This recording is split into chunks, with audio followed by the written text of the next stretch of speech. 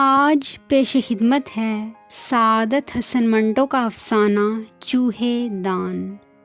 شوکت کو چوہے پکڑنے میں بہت مہارت حاصل ہے۔ وہ مجھ سے کہا کرتا ہے یہ ایک فن ہے جس کو باقاعدہ سیکھنا پڑتا ہے، اور سچ پوچھئے تو جو ترکیبیں شوکت کو چوہے پکڑنے کے لیے یاد ہیں ان سے یہی معلوم ہوتا ہے کہ اس نے کافی محنت کی ہے۔ اگر چوہے پکڑنے کا کوئی فن نہیں ہے تو اس نے اپنی ذہانت سے اسے فن بنا دیا ہے۔ اس کو آپ کوئی چوہا دکھا دیجئے، وہ فوراً آپ کو بتا دے گا کہ اس ترکیب سے وہ اتنے گھنٹوں میں پکڑا جائے گا، اور اس طریقے سے اگر آپ پکڑنے کی کوشش کریں گے تو اتنے دن لگ جائیں گے۔ چوہوں کی نسلوں، ان کی مختلف عادات و اطوار کا شوکت کو گہرا مطالعہ ہے۔ اس کو اچھی طرح معلوم ہے کہ کس ذات کے چوہے جلدی پھنس جاتے ہیں اور کس نسل کے چوہے بڑی مشکل کے بعد قابو میں آتے ہیں، اور پھر ہر قسم کے چوہوں کو پھانسنے کی 101 ترکیب شوکت کو معلوم ہے۔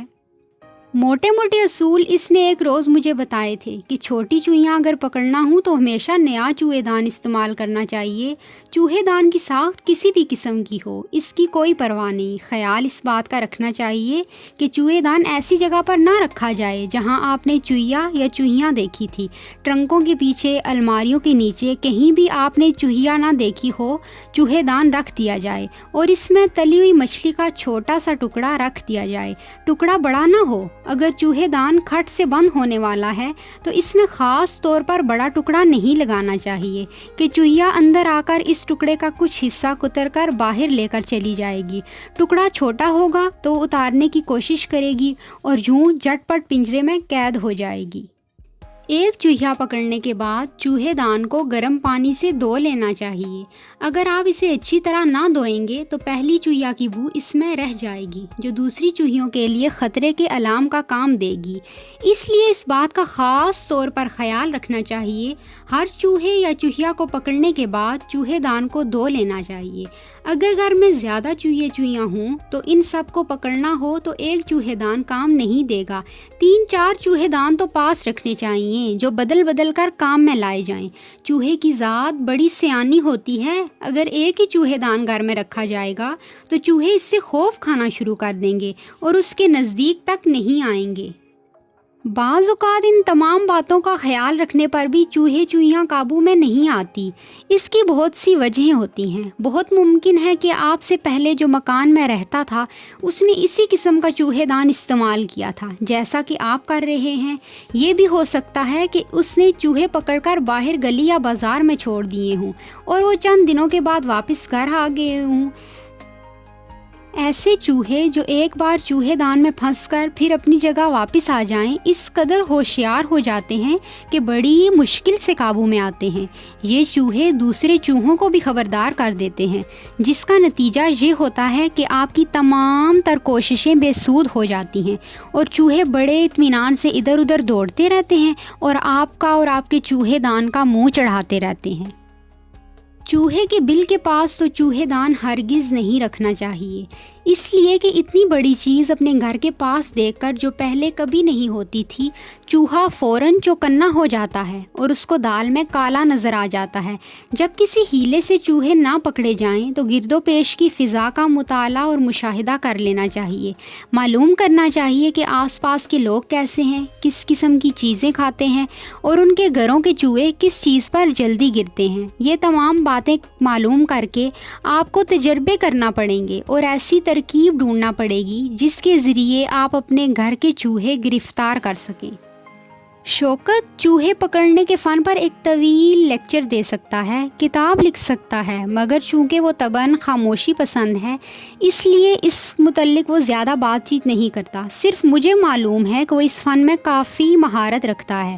محلے کے دوسرے آدمیوں کو اس کے متعلق کچھ خبر نہیں، البتہ اس کے پڑوسی اس کے یہاں کبھی کبھی چوہے دان عاریتاً ضرور منگوا لیا کرتے ہیں، اور اس غرض سے ایک پرانا چوہے دان اس نے مخصوص کر کے رکھا ہے۔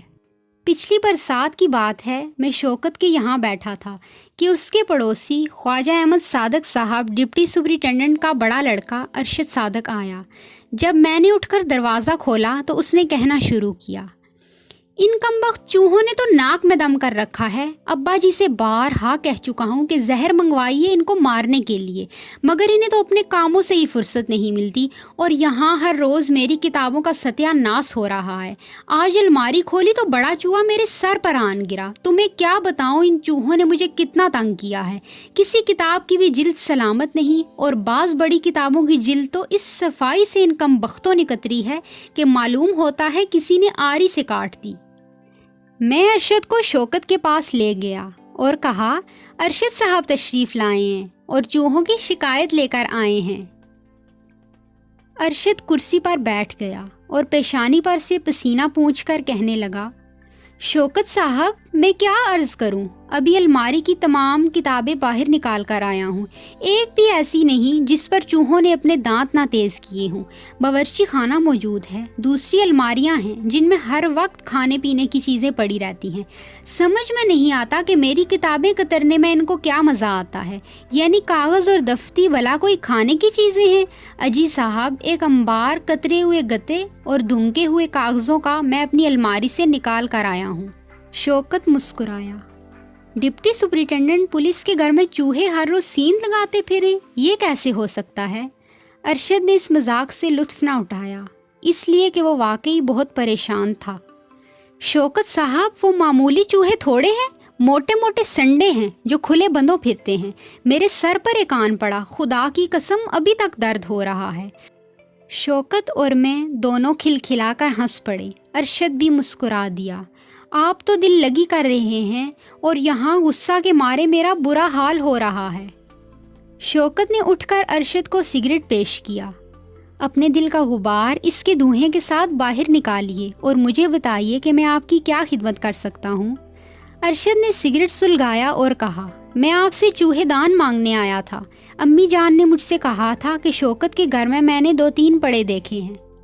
شوکت نے فوراً نوکر کو آواز دی اور اس سے کہا، وہ چوہے دان جو تم نے کل گرم پانی سے دھو کر خوب صاف کیا تھا ارشد صاحب کے گھر دے آؤ، اور دیکھو ان کے نوکر سے کہنا کہ اس الماری کے نیچے اس کو ہرگز نہ رکھے جہاں ارشد صاحب اپنی کتابیں رکھتے ہیں. اس الماری سے دور بھی نہیں. اس میں مچھلی یا تیل میں تلی ہوئی کسی بھی چیز کا ٹکڑا لگا کر رکھ دیا جائے.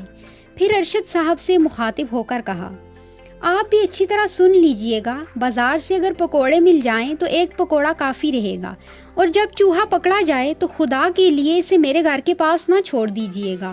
اور بھی بہت سی جگہیں آپ کو مل جائیں گی جہاں سے پھر وہ کبھی واپس نہ آ سکے.